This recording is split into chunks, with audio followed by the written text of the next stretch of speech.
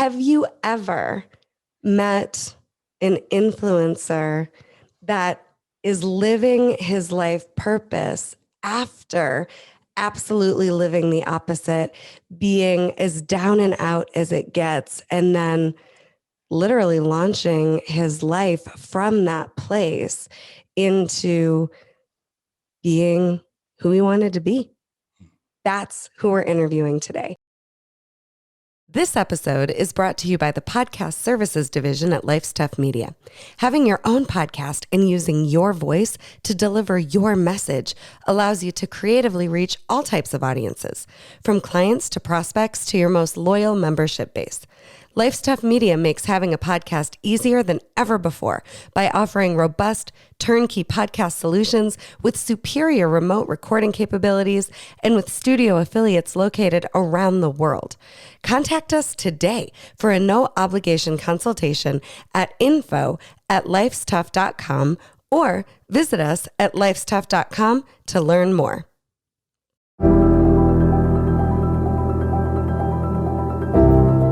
So what is a breakthrough? It's finding your way out of suffering and stuck. It's that feeling of new energy, renewed life, and excitement. When I was 7 months pregnant with my second baby, I received a life-changing diagnosis. I had cancer. When I told my older daughter, she said, "So you're going to die?"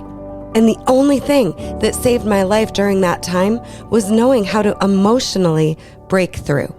Welcome to the Tougher Together Breakthrough Podcast. I'm your host, Rebeccah Silence. I'm a speaker, coach, and the creator of Healing is Possible. In each episode, I prepare you for life no matter what challenges you're facing.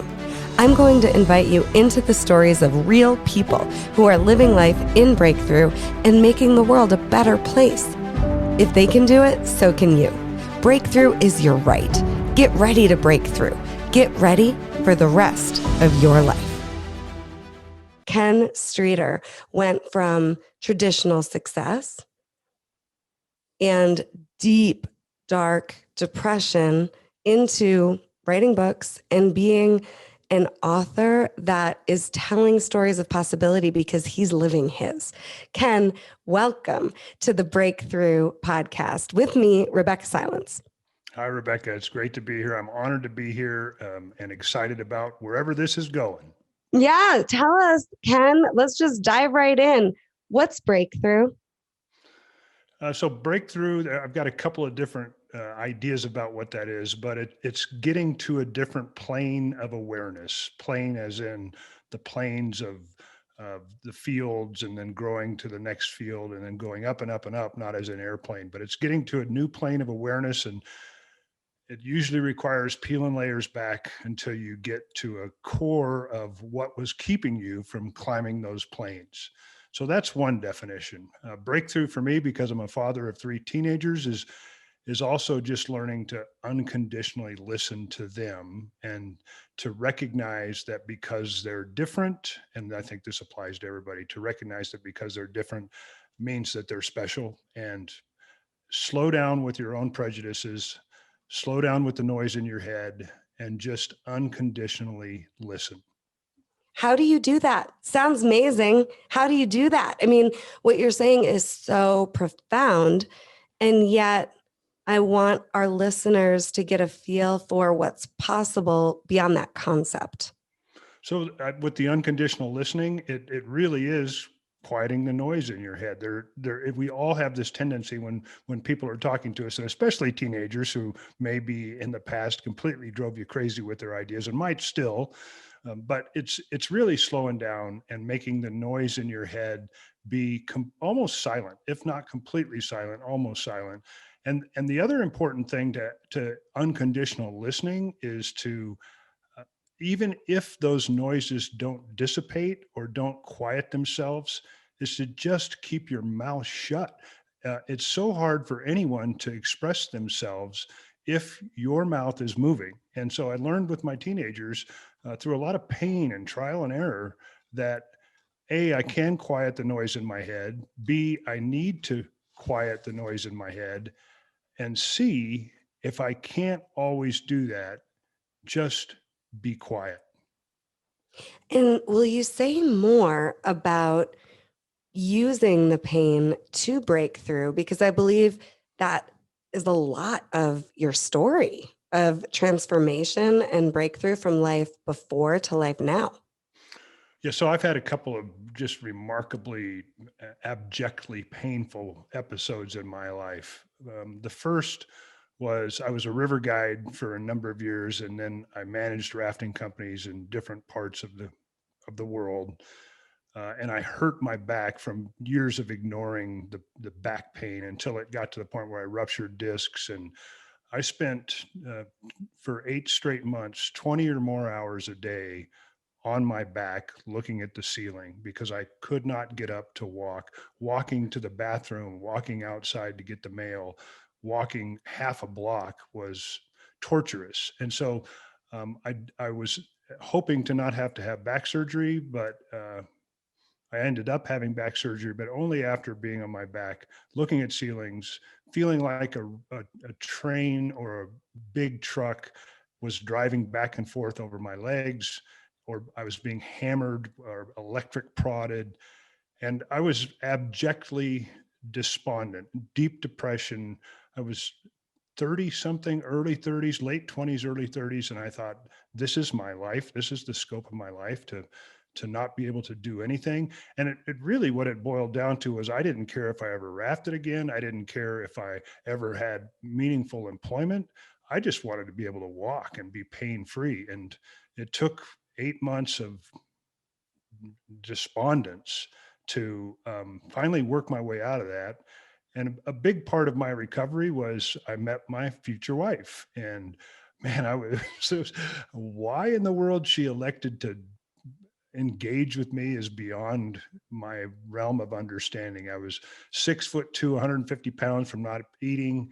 I looked like a bad version of an 80s spaghetti Western movie actor, just with the big glasses. And I had lycra shorts that I could manage to put on to go for walks out the door. But she stuck with me, and that love, that unconditional love, really was a big part of what healed me. And then I ended up getting back surgery and returned to the outfitting business and became an international whitewater river guide and outfitter, and did that for a number of years. But it was, I think, in order to understand other people's pain, you have to go through it yourself to some degree. And I would never wish this on anything or anybody, but it really helped me get to the next stage of my life, which then had deep depression for other reasons. Yeah. And you said you had two big stories of using the pain to your advantage. What's the second one? Second story was in the early 2000s, we had invested in real estate. So this first episode happened in the early 90s. And so then for 10 years, I was in pretty good shape, uh, financially running the rafting business and then also physically. And then I had kids and I said, okay, I've got to get out of the rafting business. I want to spend more time at home. That company cost me a lot of time away from home. So I made a conscious decision to step out of that. And I got into real estate, and I started being a real estate broker. And that was in 2006. And we all know what happened in 2008. So between 2002 and 2006, my wife and I and some family members had invested in real estate, and it all unraveled in 2008, 2009. We were upside down. I had easily $150,000 in credit card debt, because we'd actually bought a house using our credit card debt, which all the experts will tell you to never do, but we did it anyway.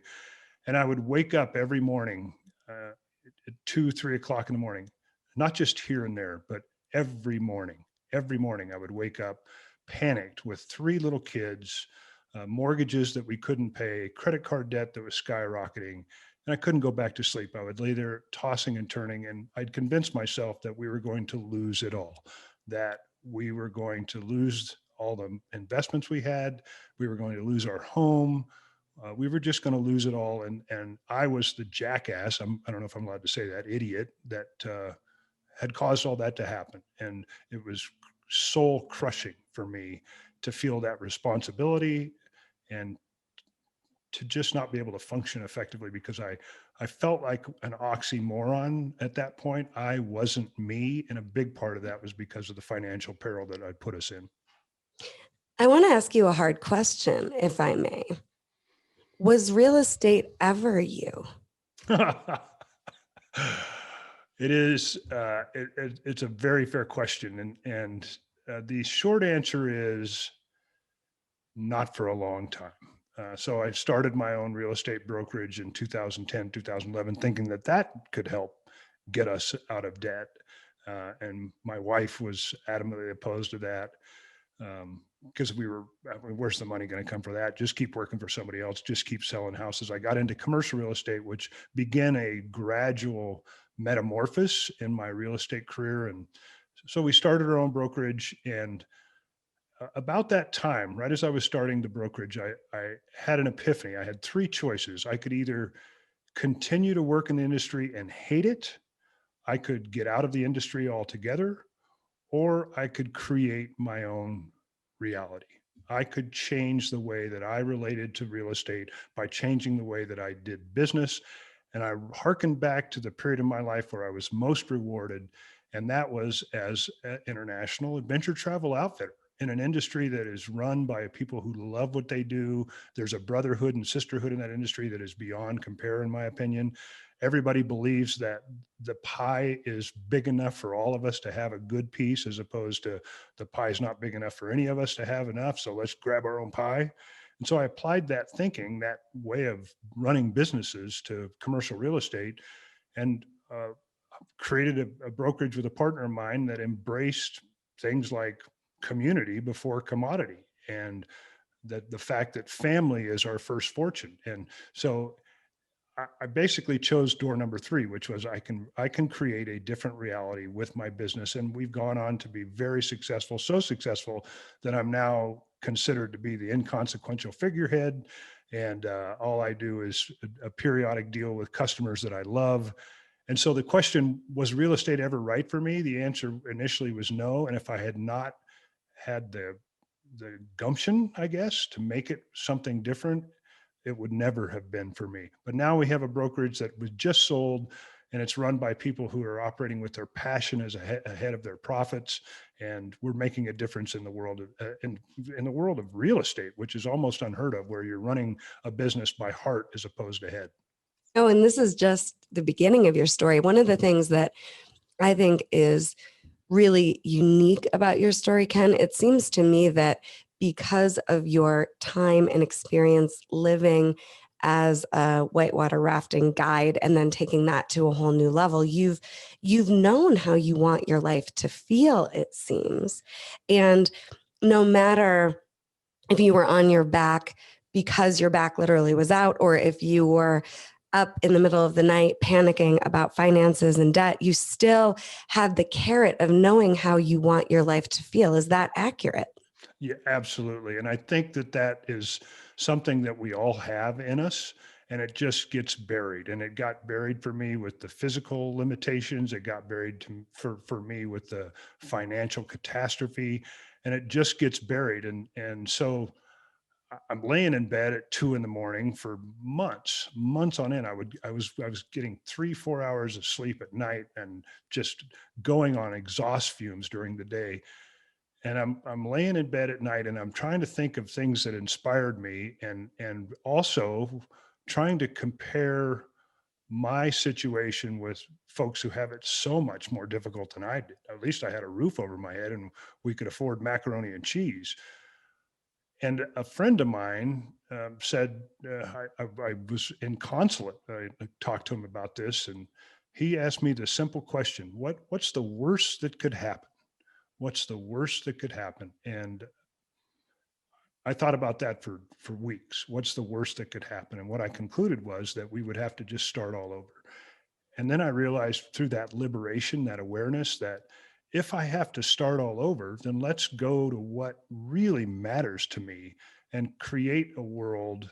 This was a breakthrough moment. Create a world that inspires me and rewards me and gives me opportunities to be a better husband and a better father and a better community member, and just bring fulfillment into life in order to realize stuff that made me go.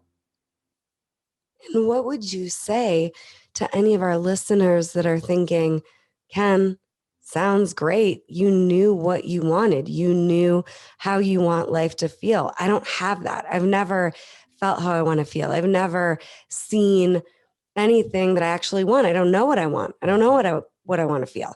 What would you say to that listener? It's in there.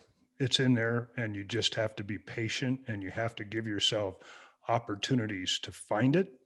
And I gave this advice to my son a few weeks ago. Just start with one thing. Do one thing different in your life. One thing starting tomorrow. Do it different, and hopefully that one thing will be founded in um, a desire to figure out what it is that matters to you. And so do one thing different.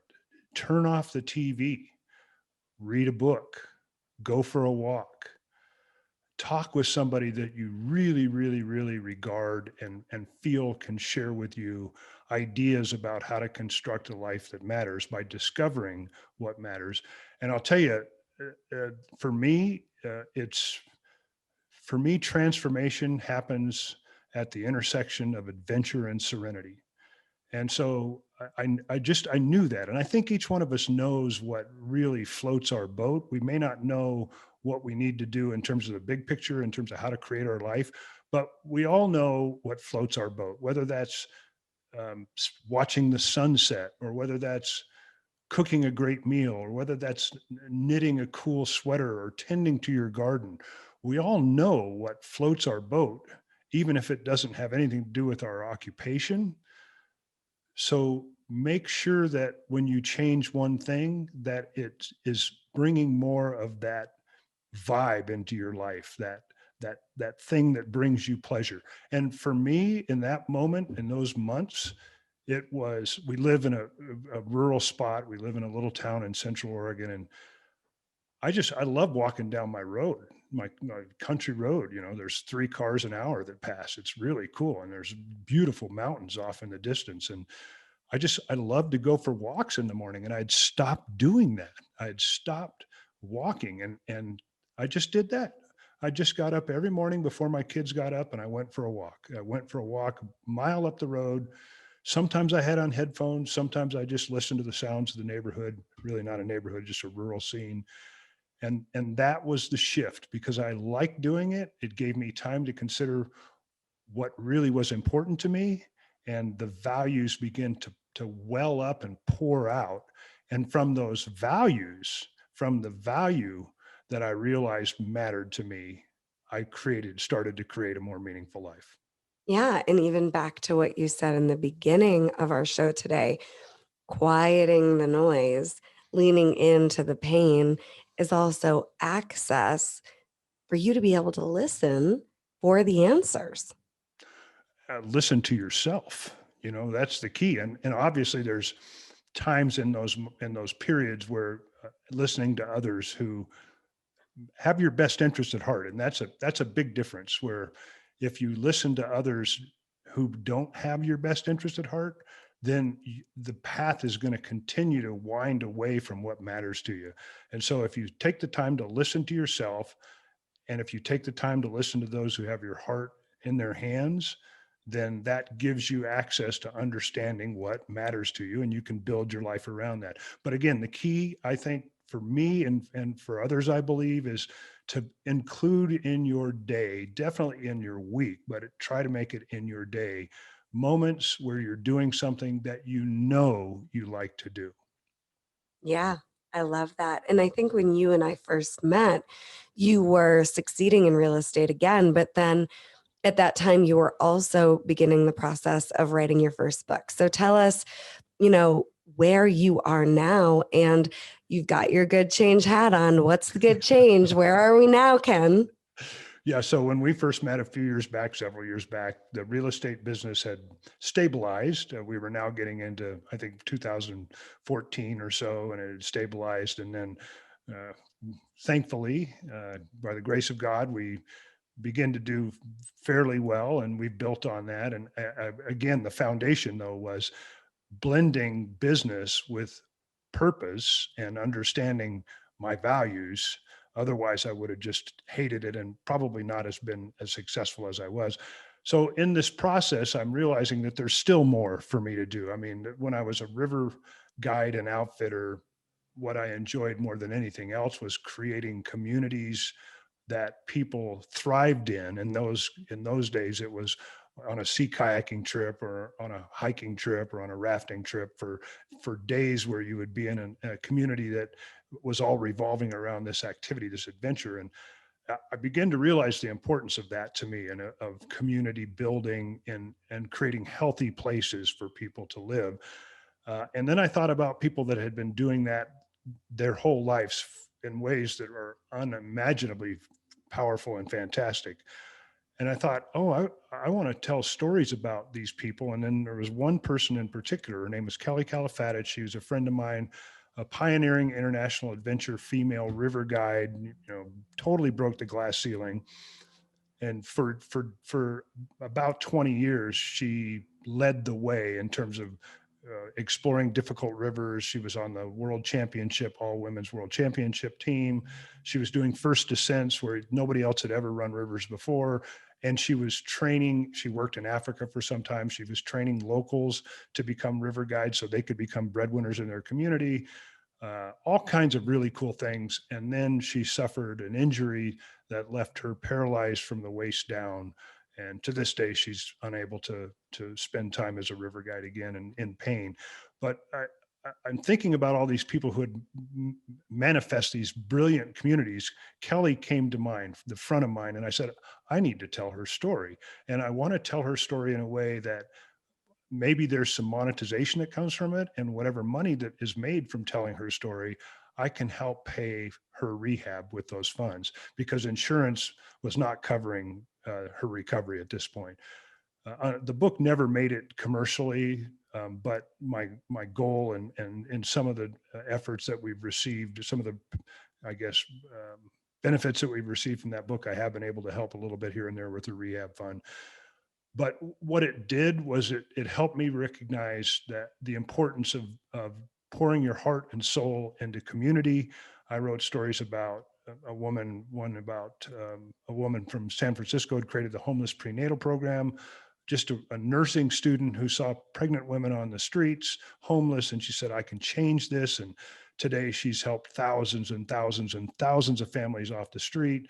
I wrote a story about a gentleman named Josh Kern, who created a public charter school in the most violent neighborhood in Washington, D.C., where there were 3,000 violent crimes a year in this basically suburb area of Washington, D.C., and kids were afraid to walk to school. He opened a charter school on one of the most violent corners in that subdivision, or the suburb rather.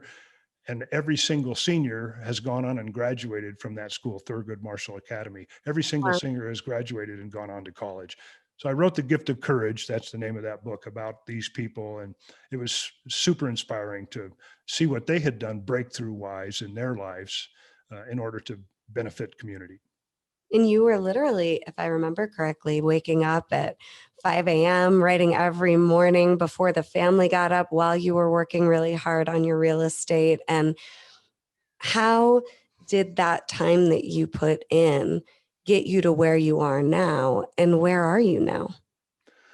So yeah, the key for me was, so I'd started walking early in the morning, and I thought, okay, when am I gonna be able to write? Because you have to set time aside to write. There's a book called The Art, The War of Art, The War of Art, and in it he says, genius doesn't come in these random lightning strike moments. Genius comes when you settle down in front of your computer, or you settle down in front of your easel, and you write or you paint for hours. That's so genius isn't a miraculous thing that just appears. You have to work in order to produce art. Uh, and my books are far from genius, but you have to work to produce art. And so I said, okay, when am I going to do this? My kids got up around 7 o'clock. I helped them get ready for school. My wife actually at that point was working till 1 in the morning. We were still, trying to get on the best possible financial footing we could. She was working at a local airport. Um, And so I would help get the kids up. But I said, okay, the only time I have during this period, during a 24-hour period, is from 5 to 7. And so I just kept setting my alarm and kept waking up, and I would go for a short walk, and then I would sit in front of the computer for an hour and a half and type, type, type. And lo and behold, a few months later, out comes a book, and Meryl Streep endorsed it, which is really cool. And we've had some other very powerful endorsements from it. And but that's what it took. And I guess that's an important part of breakthrough too, is that you have these epiphanies, you have these moments of realization where this is what I want to achieve. And those are just phenomenal, phenomenal experiences to have those epiphanies. And then you got to act on them. And in order to do that, you've got to change more than one thing now. And in this case, it was changing my schedule so that I would get up every morning and type for an hour or two.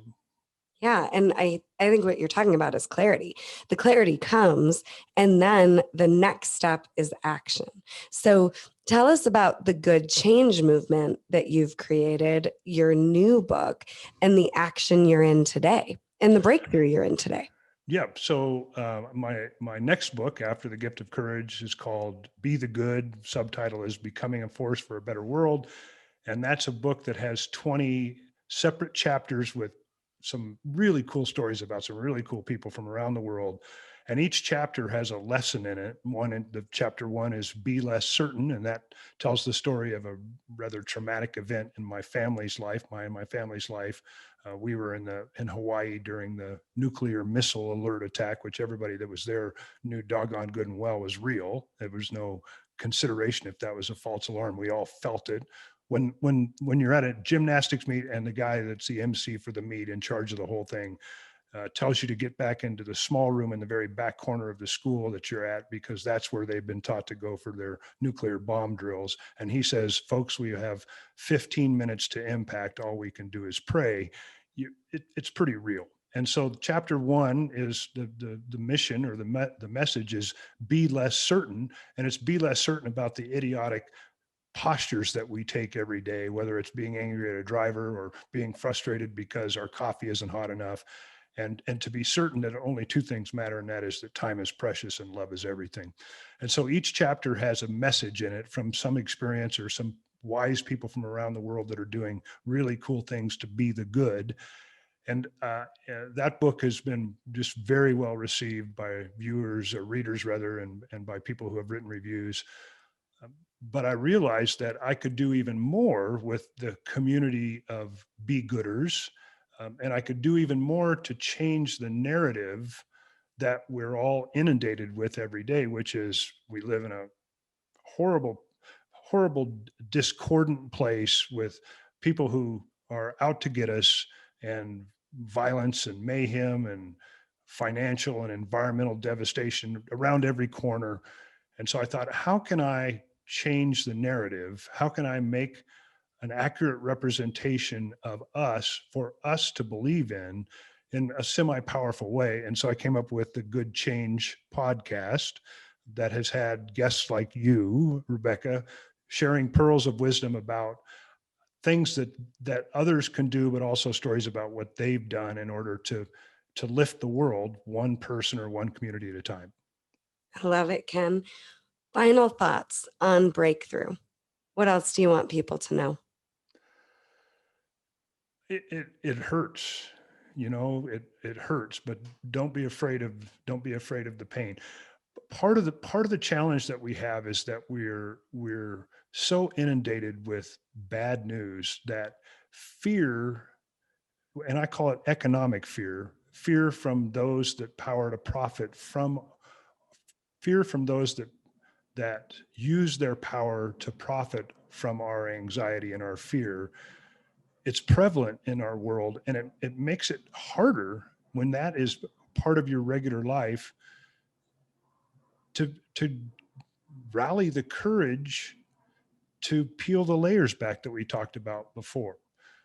In the book, The Gift of Courage, the last type of courage, there's assumed courage, like firefighters have assumed courage. And then there's deep courage, and deep courage is peeling those layers back.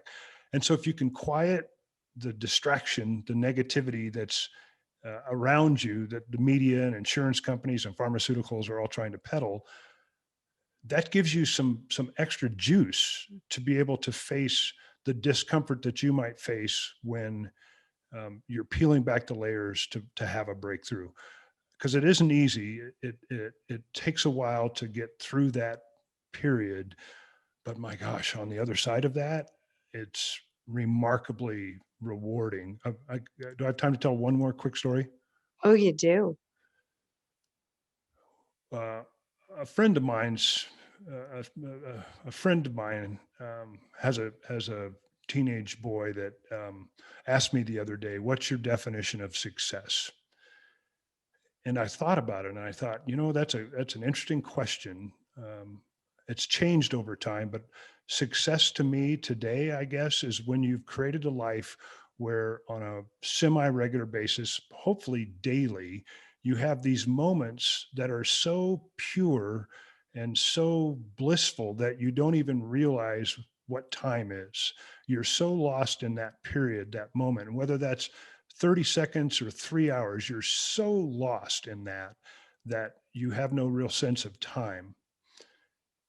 And we went rafting yesterday. And we went through the big rapid. There were four of us in the boat, and just so much fun, just challenging waves, big drops. We came through it. Everybody's high-fiving below the rapid. And this 16-year-old kid turns to me and says, "That's success." And that's what's on the other side.